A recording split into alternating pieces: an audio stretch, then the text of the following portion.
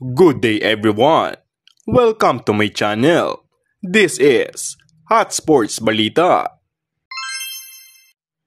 Para sa balitang sports, Gilas Pilipinas at SBP naghahanap ng mga bagong manlalaro.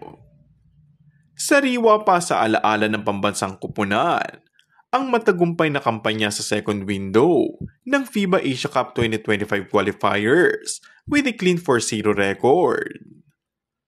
Ngunit sa kabila ng matibay na oposisyon, iginiit ni Gilas Pilipinas Program Director at Team Manager na si Al Francis Chua na kailangan nilang magkaroon ng mga bagong players. Saad ni Chua, naghahanap na rin kami ng pamalit. Yung ibang bata okay pa tayo. But we need to have a buffer. Kailangan may pamalit. Kailangan meron tayong spare tayo lagi. Pagbutas, palit agad tayo. Siguro mga 2 o 3.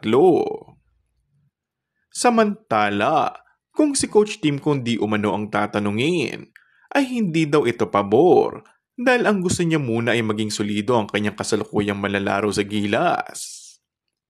Pangamba pa ni Tim Cone, kung sakaling magkakaroon ng mga pagbabago sa manlalaro, ay hindi nito maipapangako ang magiging resulta sa last window ng FIBA Asia Cup qualifiers na gaganapin sa Saudi Arabia sa susunod na taon.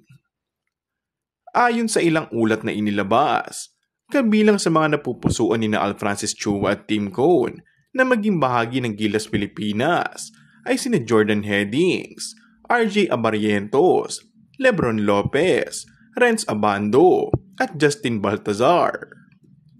Kaya abangan na lang natin kung sino ang mapipili na isama sa paglipad ng Gilas Pilipinas patungo sa huling bahagi ng FIBA Asia Cup 2025 qualifiers. Kung bago ka lang sa aking channel ay mag-subscribe at pindutin na rin ang notification bell. Maraming salamat!